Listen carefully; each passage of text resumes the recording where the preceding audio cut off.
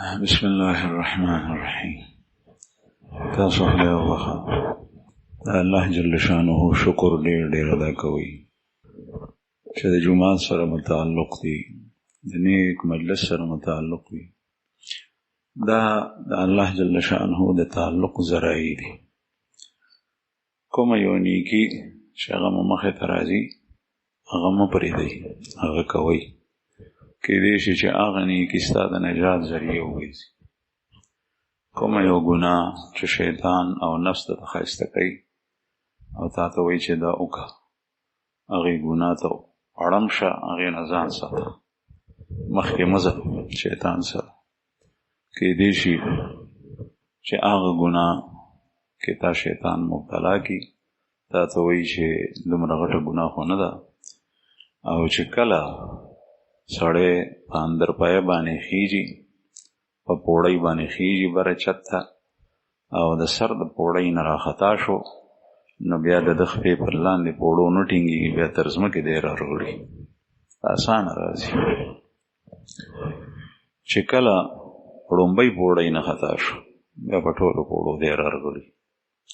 کوشش کوئ چې د اول نو د ابتدا نه مو شیطان خطا نه کړي. انسان عاجز دی، کمزور دی، او چې کله خطا شوی نو فوراً توبه وباسئ، فوراً توبه وباسئ. رسول الله صلی الله علیه وسلم فرمایي چې څوک په قصد او په ارادې او په عزم سره او سوچ سمج سره صدق او رښتیا اختیاري، په وینا کې، په عمل کې، په معاملاتو کې، په وعده کې، نو الله جل شانه سره د صدیق ولیکلی شي.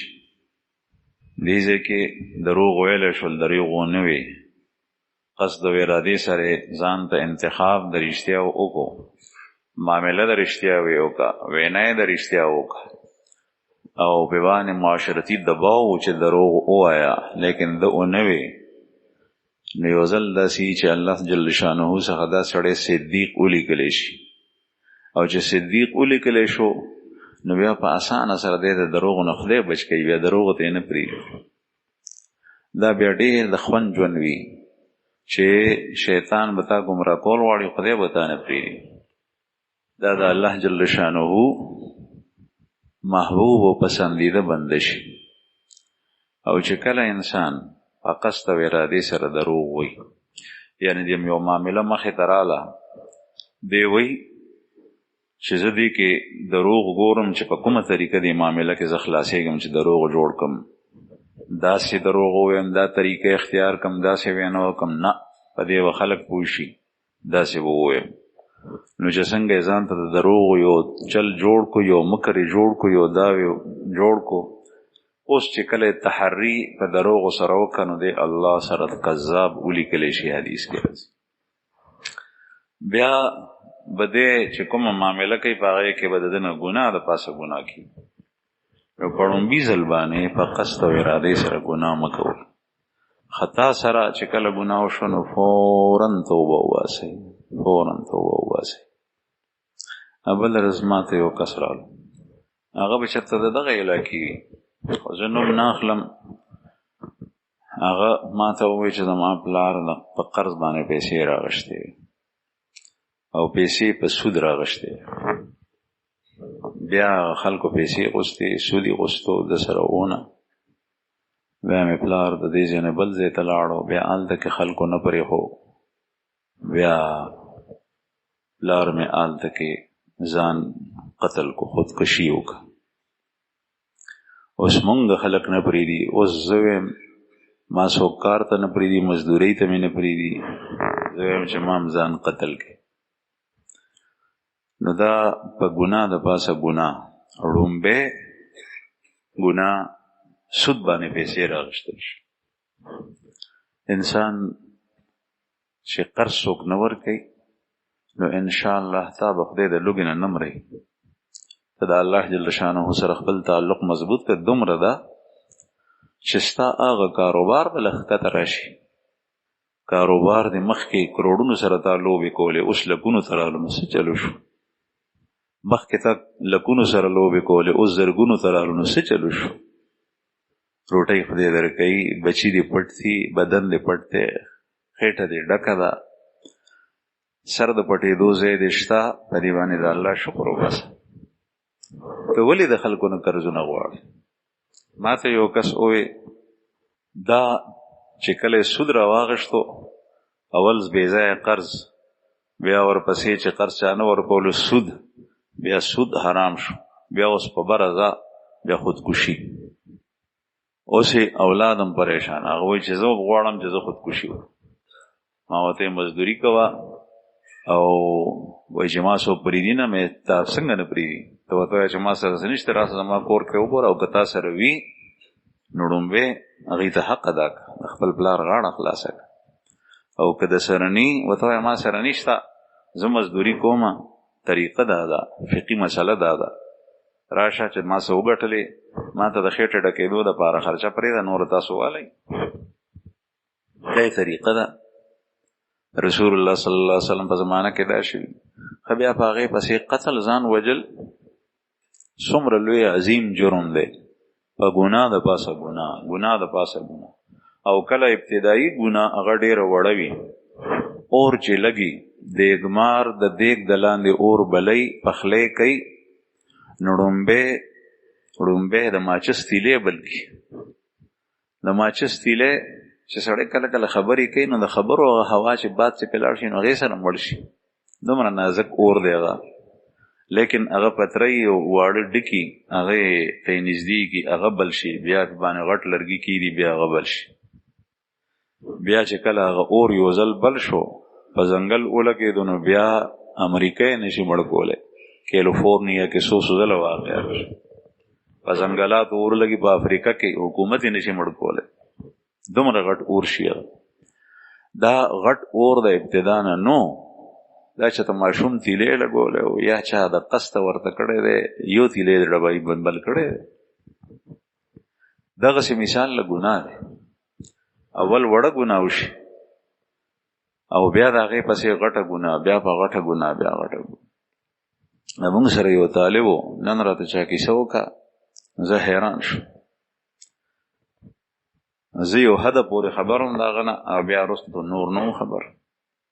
طالب ما سره په مدرسه کې داخله واغېسته، په کمره کې را سره یو ځای و، او هغه وی چې دې مدرسه کې سهار چای نه ورکوي، نو زه بله مدرسه ګورم چې چای وي پکې.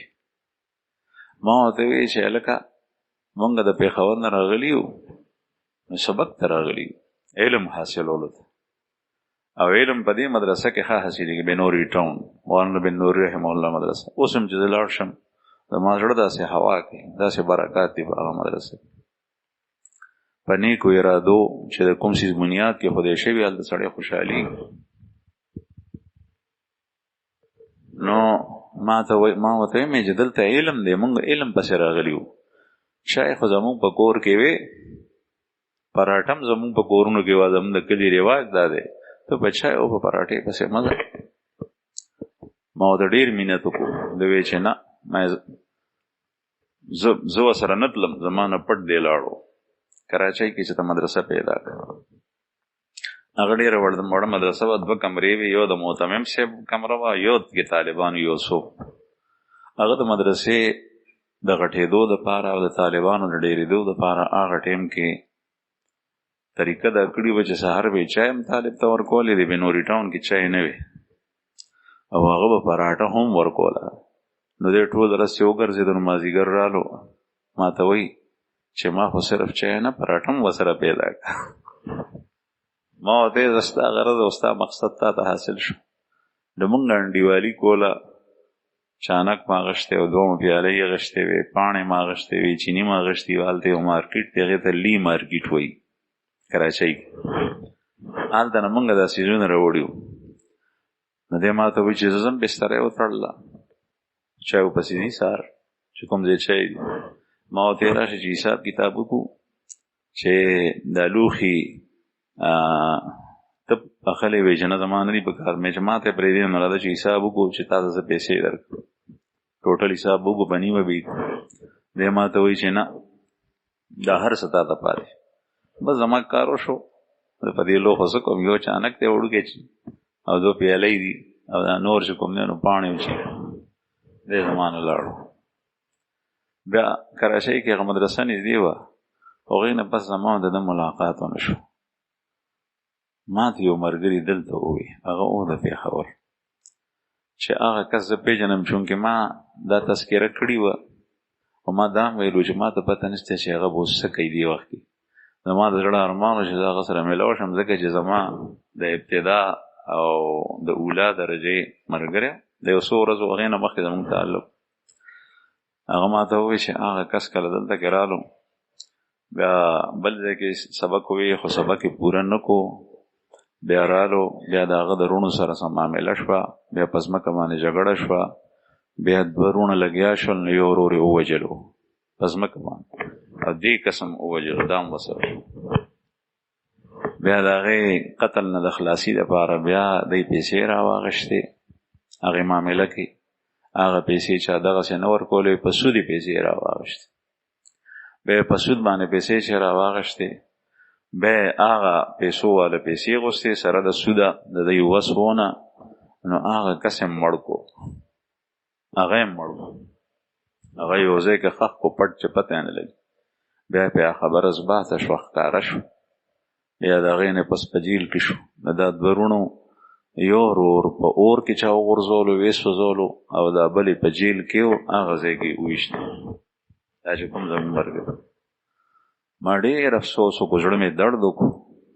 هغه ټایم کې هغه هلک و، ډېر ښه ښکارېده. صرف دومره عرض ما کولو چې مدرسه د چایو دپاره پرېښول دا ګناه نه ده، لیکن ښه عمل نه دی. یو سړی چې علم د تلی، ما کتلی دي چې کوم سړي مدرسو والا ته سپک مه ګورئ. دا سو هغه روڼو ته ویم چې د چا دغه وخت کې د مدرسې سره تعلق نه دی، د دنیا کاروبار کوي. تاسو ډېر ښه خلک دي، خو مدرسې ته او طالب ته بد ونه ګورئ. کوم طالب چې په خپله مدرسه پرېښي ده، یو ځل یې شروع کړي ده، دومره ښې ادارې ته داخل شوی دی، خدای پاک د دومره ښې لاره کې قبول کړی دی او ده پرېښي ده. ما یو کس داسې نه دی لیدلی چې د هغه د انجام نه زه خبر یم او هغه ټیک وي، بلکې هغه ګډ وډ تللی دی. یا د هغه آخرت خراب شوی دی یا دنیا خرابه شوي. دنیا خرابه شوي داسې ده چې لیونی شوی دی، مازغې خراب شوي، ډېر مې لیدلی. او یا آخرت خراب شوی دی چې په داسې په ګناهونو کې بوخت شوی دی چې هغه غټ غټ ګناه د پاسه ګناه کوي. نو لومبی ګناه یو خو مدرسو ته سپک مه ګورئ، عالم ته سپک مه ګورئ، ځکه چې کوم سړی عالم ته، مدرسې ته، دیندار ته، تقوادار ته، مز کوونکي ته، تهجد کوونکي ته، مزګزاره ته، قرآن خوانه ته، تلاوت کوونکي ته، هغه ته بد او سپک ګوري. ته د یو قاید د وجه نه ستا لیډر دی، ته په هغه پسې دی، هغه ته خبره خشته کړې ده، یا شیطان درته خبره خشته کړې ده. نو که چېرې سبا یو طرف ته مهدي وي او د مسلمانانو لښکر وي په هغه پسې، او بل طرف ته دجال وي او په هغه پسې د یهودو د کافرو لښکر وي، نو چې تا دې خلکو ته بد کتل، نو دا مجاهد هم دی او دا عالم هم دی مهدي، او دا طالب هم دی، د علم زده کړی دی، د جهاد کوي، هغه وخت هم مخکې نه هم جهاد کوي. احادیثو کې راځي چې مهدي و مخکې نه ښه جهادونه کړي، بیا به د هغې نه پس د ده ظهور چې کېږي نو دی یو مهدي ښکاره شي، بیا به د هغې نه پس هم د ده ټول ژوند په دې جهادونو کې تېري. او چې ته کله دې کس ته بد ګورې، نو دغه وخت کې به ستا حشر سي، ته به د هغه جماعت کې نشي شریک کېدی.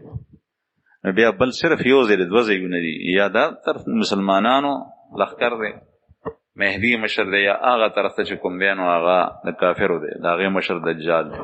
نو عرض مې دا کول زما عزتمندو چې نیک عمل ته سپک مه ګورئ، او بل دا ده چې نیکي مه پرېږدئ. کومه نیکي چې ستا مخې ته راځي، کیدای شي چې الله جل شانه ته هغه قبول شي، هغه قبول شي. یو ځل لا اله الا الله ویل، یو ځل لا اله الا الله ویل په اخلاص سره د هغې قیمت نشته، حدیث کې راځي، وزن نشته. دې ته معمولي مه ګوره، د زړه په زور سره او په اخلاص سره او په جذبې سره وایه. رسول الله صلی الله علیه وسلم ته د تره لور راله، د ابو طالب صاحب لور. مسند احمد ابن حنبل کې حدیث دی، د ابو طالب صاحب لور ده، او د علي صاحب خور ده د پیغمبر علیه السلام د تره لور ده. وی چې یا رسول الله بدن مې دروند شوی دی او درېدی ډېره شم نه، داسې یو عمل راته وښیه چې په ناستې باندې کولی شي. رسول الله صلی الله علیه وسلم ورته وفرمایل چې الله اکبر سل ځله وایه، دا داسې ده لکه چې سل ساربه اوښان چې په هغې باندې جول پروت وي او تا واستول مکې ته د ذبح دپاره هدي د بیت الله سره دی حلال شي د الله په نوم باندې. د دې ډېر لوی اجر دی. زمونږ خوږ پیغمبر صلی الله علیه وسلم په حجة الوداع کې 100 اوښان حلال کړي وو. 3 شپېته په خپلو لاسو مبارکو باندې او دا باقي علي صاحب ته یې وی چې دا ته ذبح کړه. نحر به کول، نحر به دې ته وی برچه باندې به داسې نیغ ووه 100 اوښان. اوس چې حاجي لاړ شي نو مونږ دا ګورو چې دا حج تمتع دی، په دې کې په ما قرباني شته او که نه ښې پیسې خرچ کړي، د خپل رهایش دپاره ښه اعلی ځای کتلی، خو هلته کې په قربانۍ ورکولو باندې په څاروي حلالو باندې پسې مري چې څومره ارزان نه ارزان او ټپ نه ټپ وګورم نو بس یې هغه ذبح کړم. دلته به ورسره ښې ډېرې پیسې وي، ښځه او بچي به خوشحالۍ، KFC ته به ولاړي، مکډونلډ ته به ولاړي. خو چې چېرته کې د دکاندار سره معامله راغله نو په هغه دکاندار باندې به 10 روپۍ ګټه نه ایښود چې په څه طریقه مې دا دکاندار ووالی. هلته به دکاندار بیا غلا کوي او دلته به دی دا ظلم کوي چې هغه نه به په هر څه طریقه چې په زور زیاتۍ دا به کموي. حالانکې ته عمرې ته لاړ شه څاروی حلاله وه، د دې اجر دی.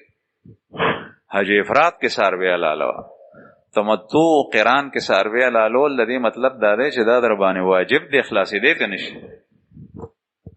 او دغسې حلاله چې کې نو خدای چې خوشحالی چې څومره حلاله حلاله وه، په عمره کې حلاله، په افراد کې حلاله، یو حلاله، 10 حلاله، 100 حلاله. نو رسول الله صلی الله علیه وسلم ام هانی رضی الله عنها ته وفرمایل چې 100 ځله الله اکبر وې نو داسې ده لکه چې 100 اوښان جول والا. مونږ ورته پښتو کې هم جول وایو، په عربۍ کې هم ورته جول وایي، مجلل اذا كانت عليها جول. او جل هغې ته ویلی کېږي چې د دې بوجیو نه به مونږ جوړولو، مونږ زمیندار خلک یو، او د ژمي په موسم باندې چې ګاڼۍ چا ګرځوله نو بیا به یې غویي د پاسه هغه جول اچولی و چې د غویي شا ګرموي چې یخ به نه پروزي. پخوا به یخ ډېر پرېوتو نو دا به چې د لرې نه څاروی را روانولو چې د نور نه بچ وي یا چېرته یخ وي د یخ نه بچ وي، دې کې څاروی محفوظ وي. نن سبا مونږ د ځان حفاظت نه کوو. په اوړي په ژمي باندې به سر بربند نیولی فیشن دی، جماعت کې به ټوپۍ نه په سرئ، پټکۍ به نه په سرئ، فیشن دی.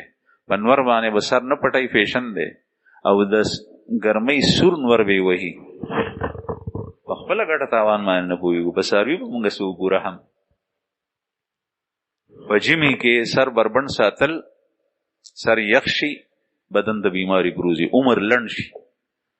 په اوړي کې سر نه پټول، نور ته سر بربند ساتل، سر ګرم شي د سړي عمر لنډ شي.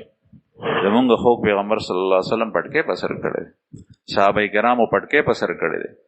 او بیا به د جهاد په موقع باندې هغه پټکۍ په سرولو چې هغه زه اوس په سر کم نو خلک به ټول وایي چې دا ډاکو دی.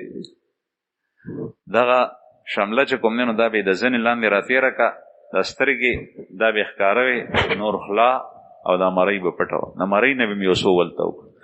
دا سټ به پټ چې په سټ باندې نور نه لګي، دې سټ کې نري نري رګونه دي، په هغې باندې چې نور لګي نو سړي ته فوراً د سر بیماري ولګي، لیونی کېږي. د سر مسه کې فایده دا ده چې لیونتوب نه سړی بچ کېږي. مونږ د یهودي ډاکټر د پیرنګي ډاکټر په خبرو عمل کوو، په دې باندې نه کوو. د لاندې نه به یې ولونه د پټکي تاو کړي وو او بیا به یې د وزې نه لاندې را تېر کړی وو. اوس چې څوک هغه پټکی په سر کې وسه پرپسې خاندي، دې ته امامه محنکه وایي په عربۍ کې. محنکه تحنیک د ځینې د لاندې امامه را تېرول.